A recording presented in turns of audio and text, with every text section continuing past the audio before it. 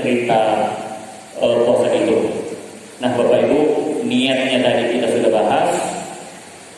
Lalu rukun yang kedua yaitu al-imsak. Lalu apa sunnah-sunnah berpuasa dan apa yang termasuk mustahabbat yang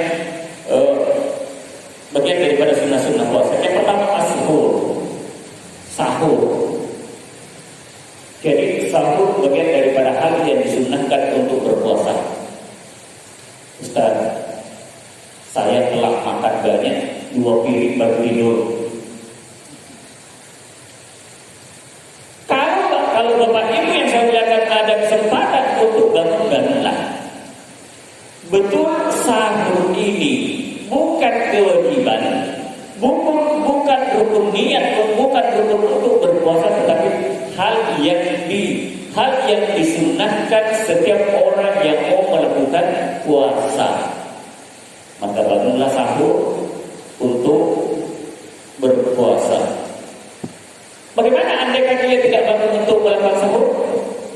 Wala isma ala man tarakahu. Tidak ada dosanya bagi orang yang tidak bangun makan sahur. Kenapa? Karena ini adalah hal yang disunnahkan. Sehingga dikatakan anna Rasulullah sallallahu alaihi wasallam tasaharu fa inna suhuri barakah. Bersahurlah kalian, karena sesungguhnya ketika Anda melakukan sahur atau pada sahur itu terdapat keberkahan. Jadi sunnah tetapi terdapat keberkahan. Kedua tadi menyegerakan berbuka puasa. Jadi Bapak Ibu, bahkan ada yang mengatakan ketika maghrib datang makan tamar atau kurma 2 biji, 3 biji, minum air putih, sholat. Ini termasuk bagian dari takdirul fitr. Nah, jangan sudah masuk waktu buka puasa nantilah. Tunggu dulu apa namanya? Kenapa? Karena termasuk bagian daripada orang-orang Syiah menunggu gelapnya betul. Apa yang dimaksud dengan malam? Baru orang-orang Syiah buka puasa kalau mereka dalam keadaan berbuka puasa. Nah, kita sebagai orang Ahlussunnah wal Jamaah disegerakan untuk berbuka puasa ketika sudah masuk waktu buka puasa. Bukan buka puasa sebelum masuk waktunya, tetapi berbuka puasa setelah masuk waktu daripada buka puasa itu. Nah, termasuk disunnahkan untuk berbuka dengan tamar, dengan kurma, itu bagian daripada sunnah.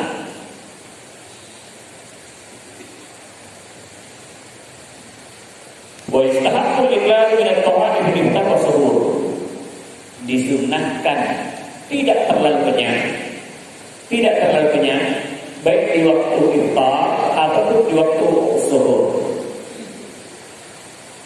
Disunnahkan di waktu malam untuk melakukan salat tarawih. Disunnahkan untuk melakukan salat tarawih. Demikian juga disunnahkan untuk melakukan salat witir. Jadi kita bermazhab Imam Syafi'i disunnahkan untuk melakukan salat witir. Beda Bapak Ibu. Kalau yang bermazhab Imam Abi Hanifah, termasuk orang-orang di Turki yang banyak bermazhab Imam Abi Hanifah, yang namanya salat witir itu mereka mewajibkan secara mazhab setiap malam mereka salat witir baru tidur. Tetapi kita bermazhab Imam Syafi'i, kita disunnahkan untuk melakukan salat witir. Nah, Bapak Ibu yang saya muliakan,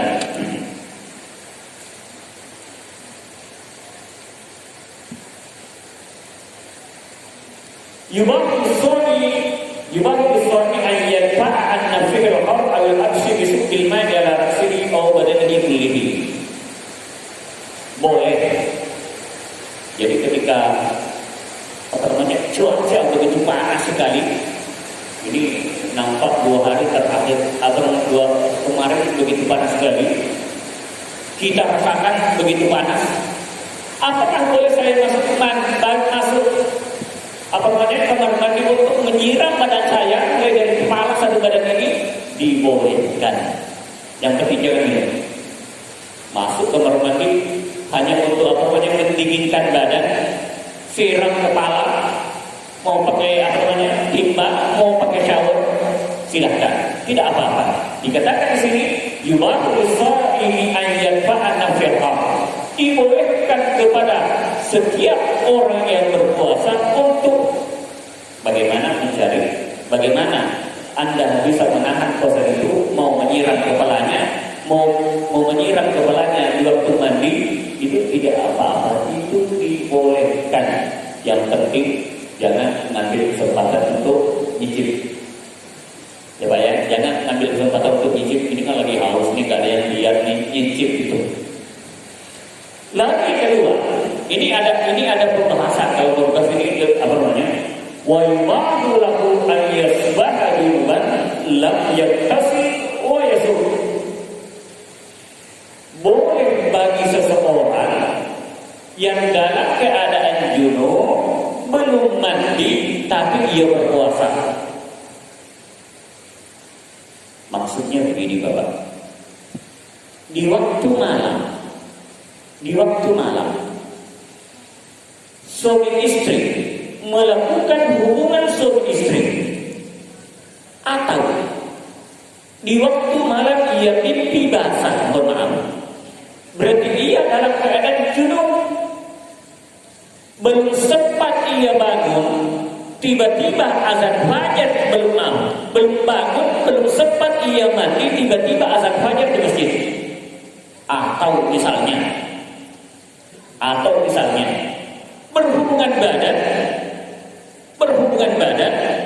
baru saja selesai, tiba-tiba azan fajar. Nah, ini boleh berpuasa atau tidak? Sini dikatakan boleh. Kenapa? Karena yang mewajibkan Bapak Ibu mandi karena mau sholat subuh. Yang mewajibkan Bapak Ibu mandi karena mau sholat subuh, bukan karena puasanya. Terbukti Bapak Ibu yang saya muliakan, contoh berpuasa tidur siang atau tidur sore, mimpi basah, puasanya batal? Tidak batal. Silahkan lanjutkan puasanya. Tidak apa-apa. Yang salah Bapak Ibu, kalau berpuasa sudah masuk waktu bertahan fajar, tiba-tiba berhubungan suami istri, ini sudah pelanggaran.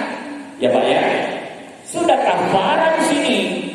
Yang tadi dimaksud di sini melakukan hubungan suami istri di waktu malam atau keluar mimpi basah di waktu malam, belum sempat mandi, sudah masuk waktu fajar, silahkan, tidak apa-apa. Tetapi di waktu siang minta jatah melakukan hubungan suami istri, ini bukan lagi apa namanya, tapi ini diharamkan Bapak Ibu. Melakukan hubungan suami istri di waktu siang dalam keadaan berpuasa, ini kafarah, ini denda. Dendanya bagaimana? Itqu raqabah, memerdekakan seorang hamba. Contoh misalnya, kalau dulu ada yang disebut dengan seorang hamba, maka kalau Bapak punya hamba, saya kebetulan melakukan pelanggaran, dalam artian melakukan hubungan suami istri di waktu siang, berarti saya melakukan yang namanya, saya harus kafarah, berarti budak yang ada sama Bapak wajib saya merdekakan, dalam artian wajib saya beli. Mahal Pak. Ini satu jiwa yang harus dimerdekakan. Nggak sanggup, nggak punya dana, puasa 2 bulan berturut-turut, tidak boleh diselang-seling. Tidak boleh diselang-seling. Hitungannya 2 bulan. Artinya apa? Bukan hitungan hari, tapi adalah hitungannya 2 bulan berturut-turut. Artinya kalau puasa puasa bulan ini 30 hari, berarti 30 hari dalam sebulan berarti 30 hari. Bulan depan 28, berarti tambah lagi 28. Itulah yang maksud bulan berpuasa syahraini mutatabi'aini, 2 bulan berturut-turut. Gak sanggup beri makan 60 fakir miskin. Oleh karena itu Bapak Ibu yang saya muliakan, ini pelanggaran. Maka orang yang dalam keadaan junub melakukan hubungan suami istri di waktu malam, belum sempat mandi, silakan lanjutkan puasanya. Tetapi ketika Anda berhubungan suami istri di waktu siang, itu sudah pelanggaran. Hanya saja yang menjadi pertanyaan, siapa yang bayar kafarah? Apakah kedua belah pihak? Atau hanya sang suami? Atau hanya sang istri? Menurut mazhab Imam Asy-Syafi'i, katanya hanya laki-laki, karena laki-laki terkadang yang terlalu agresif minta. Hanya laki-laki yang disuruh untuk bayar denda. Nah, Bapak Ibu yang saya katakan termasuk ketika berbicara tentang ini, kita bisa buktikan bahwa orang yang berpuasa sejak fajar sebelum azan fajar, ini yang mengalami adalah perempuan, sebelum azan fajar tiba-tiba ia haid, berarti puasanya tidak terhitung, Bapak. Kenapa? Bagi orang yang dalam keadaan haid diharamkan baginya berpuasa. Nah, inilah kalau junub baru masuk, itu silahkan lanjutkan. Tetapi kalau dalam keadaan berpuasa, berhubungan suami istri itu melanggaran. Tetapi ketika orang dalam keadaan haid belum masuk waktu maghrib, taruhlah berkurang 2 menit, gimana gitu, tiba-tiba keluar darah haid, otomatis hari itu dianggap batal puasanya. Karena bagi orang haid diharapkan baginya berpuasa, maka wajib baginya mengqadha di hari lain. Fa'iddatun min ayyamin ukhra. Termasuk yang dibolehkan, wa yujuzu lis-shaimi as-siwak fi jami'i nahari Ramadan. Boleh sikat gigi sepanjang hari. Meskipun sebagian ulama mutaakhirin termasuk ulama-ulama yang ada di Arab Saudi mengatakan, katanya setelah tergelincir matahari tidak boleh lagi bersikat gigi. Tetapi ulama lebih banyak mengatakan tidak apa-apa selama bisa berhati-hati ketika Anda sikat gigi, tidak apa-apa.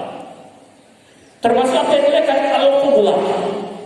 Kalau mampu menahan nafsunya, mau cium istrinya, minta pus sama istrinya, tidak diharamkan. Itu termasuk hal yang dibolehkan, Bapak Ibu. Yang penting jangan sampai terbawa nafsu sehingga mohon maaf keluar air maninya. Kalau keluar air maninya berarti bagian daripada yang membatalkan puasa.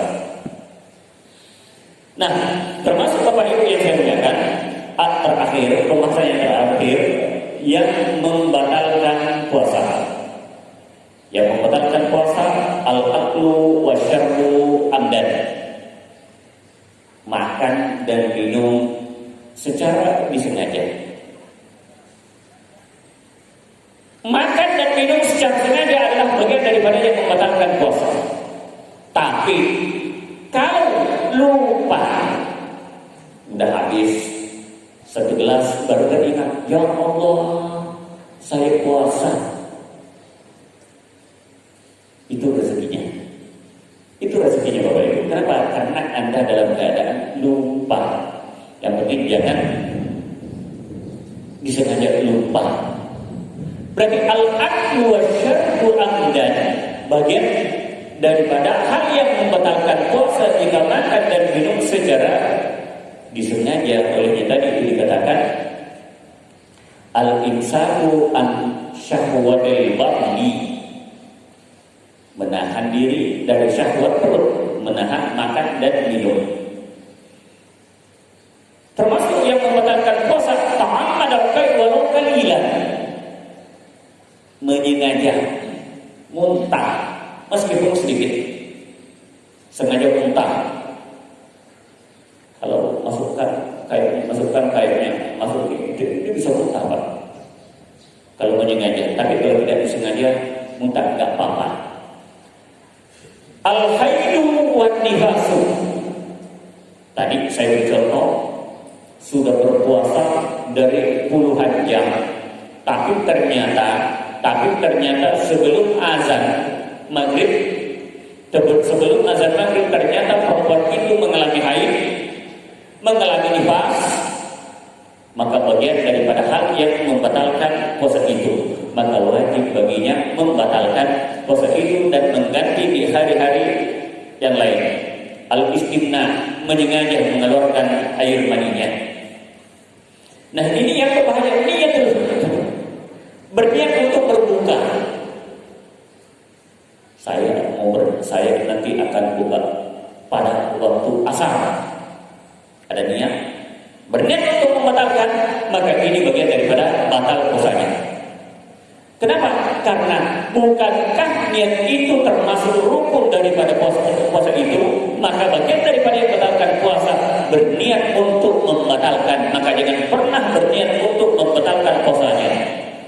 Lalu yang terakhir, bahwa tadi termasuk yang membatalkan puasa itu dan wajib baginya qada, dan ada juga kafarah, yaitu berhubungan suami istri di waktu siang. Berhubungan suami istri di waktu siang, maka wajib baginya kafarah yang tadi kita sebutkan, memerdekakan hamba, berpuasa sebulan berturut-turut, lalu memberi makan kepada fakir miskin sebanyak 60 orang. Lalu ada juga wajib baginya qada, seperti perempuan yang dalam keadaan nifas, seperti perempuan yang dalam keadaan haid, termasuk perempuan yang dalam keadaan menyusui. Kalau perempuan menyusui atau perempuan hamil, kan ada dua hal. Perempuan yang menyusui berarti ada dua.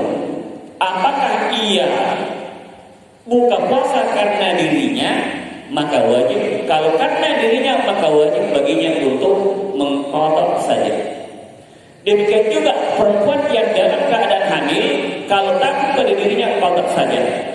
Tapi kalau perempuan itu karena anaknya, baik yang dalam keadaan hamil atau dalam keadaan menyusui, karena takut terjadi mudarat terhadap anaknya, maka wajib baginya membayar fidyah. Termasuk orang tua yang sudah uzur, taruhlah umur 80 tahun sudah tidak sanggup lagi puasa, maka wajib bagi keluarganya untuk membayar fidyah orang yang dalam keadaan uzur, termasuk orang tua yang sudah tua betul, sudah tidak bisa diharapkan lagi berpuasa, maka wajib keluarganya untuk membayarkan fidyah. Fidyahnya itu bagaimana? Fidyah artinya bayar denda, tetapi hitungannya contoh.